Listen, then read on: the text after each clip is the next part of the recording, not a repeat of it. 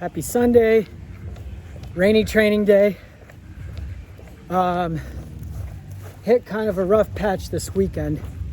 This week was a high volume week during the weekdays. There was 8 miles on Tuesday, 8 on Wednesday, 10 on Thursday, and another 8 on Friday. And yesterday was 18, today was 15. During the week I did okay. They were pretty long, but I got the miles done. But yesterday I had some trouble. It wasn't a specific type of training run. It was just my smooth and easy pace. But I had a little fun the night before, and I ended up sleeping in, and I didn't get started till like 11 o'clock in the morning. So I was a little dehydrated, a little tired, had a headache, and it was hot, and the humidity was just awful. So if you're gonna be dumb, you gotta be tough. So I toughed it out a good bit. Had to take some walk breaks in the middle, and towards the end I recovered. And today, I think I'm still a little off carrying over from yesterday. Got good sleep, ate some good food, took it easy, but I'm 8.5 miles in right now. And even though it was raining in my ear, even though it was raining and cooled down, I can still taste that I'm sweating a lot. It's a little salty. And I'm going through quite a bit of fluids. So I'm taking another walk break to talk to you guys. And hopefully, like yesterday, I can kind of ease back into it with a nice slow pace to finish off. But I think between the high volume week and I'm on a bit of a calorie deficit, because I'm trying to lean down a little bit, like slowly, not too fast, but I am on a calorie deficit. And I think I didn't drink enough water later in the week. I usually try and drink about a gallon of water every day. And I think Thursday and Friday, I fell short of that. So I really gotta make it a daily effort to get that gallon of water, get those good clean carbs, and even if I'm going to be on a calorie deficit, to still hit that target goal and not fall short of it and think I'm going to get ahead of the game, which is pretty easy to do, but I got to keep an eye on that. And next weekend, I don't remember what the weekly runs are, but next weekend is going to be my first big weekend. It's going to be a 25-mile run on Saturday and a 15-mile run on Sunday. So I've got an event on Friday night, and I've made it my goal this year that I'm going to have a good training, fun life balance. So I might do the easy one on Saturday or just take a rest day on Saturday, because I don't have to work on Monday. I can do a longer run on Monday because it's a 3-day Labor Day weekend. So maybe I'll plan around that. I don't remember what the weekly runs are, but I have a feeling it's not going to be as heavy volume as this week. So lessons learned, more like lessons reminded. It's nothing new. But I'm still on that first uphill cycle. Overall, I'd say things are going well. I missed the shape that I was in last year because I didn't take any breaks for like a couple of years, and I was in tip-top shape, so I missed that, but I'll get there.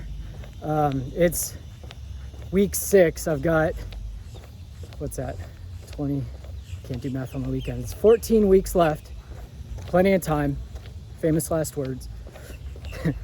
But yeah, things are going good.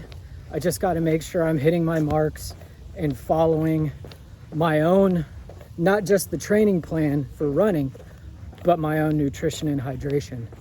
Which reminds me, I wanted to try it starting this weekend, but after, just explaining what happened, I'll probably try it next weekend.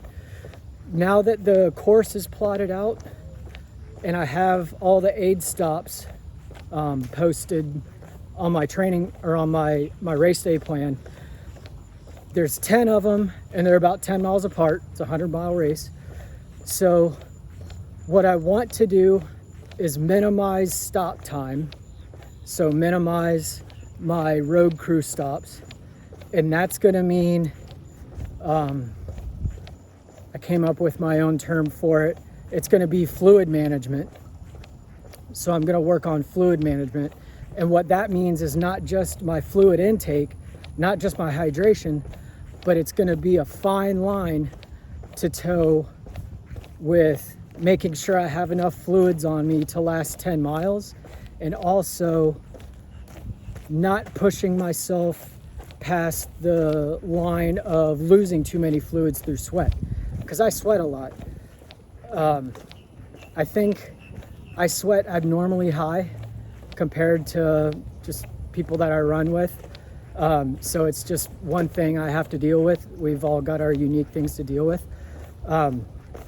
So that's going to be part of my training plan in the next few weeks, and maybe even longer, is to actually, instead of just filling up every time I go by one of the water stops like I usually do, I'll see how far I can go comfortably with my 48 ounces of hydration that I carry on me and go from there. See if I can do 10 miles or if I can do close to 10 miles comfortably. I know I've got something to work with, and I can kind of stretch that out a little bit and find ways to mitigate, maybe a slower pace, shorter strides, maybe finding ways to stay cool, towel on my neck, something, I don't know. We'll see. But it didn't really work out this weekend because yesterday was such an off day and today is kind of off. Plus it was raining like crazy and it was nice and cool, which is kind of a cheat code, but I'm still sweating a lot. So I just feel kind of off this weekend. So I want to have a good weekend or a good week of hydration, lots of hydration, so much hydration, and good carbs and good rest and good training. And then next week I can really attack it and see what I've got to work with, because that's going to make a big difference on race day. Something different about this year than in previous years for me is the first couple years, it's only been like 2.5 years that I've been doing ultras. The first couple years I've just been putting in the miles and training to be able to go that far. And I've said this once or twice before, but this year is the year I'm working at being proficient at it. So incorporating those lessons that I learned in doing the miles, but also doing things like this fluid management. I want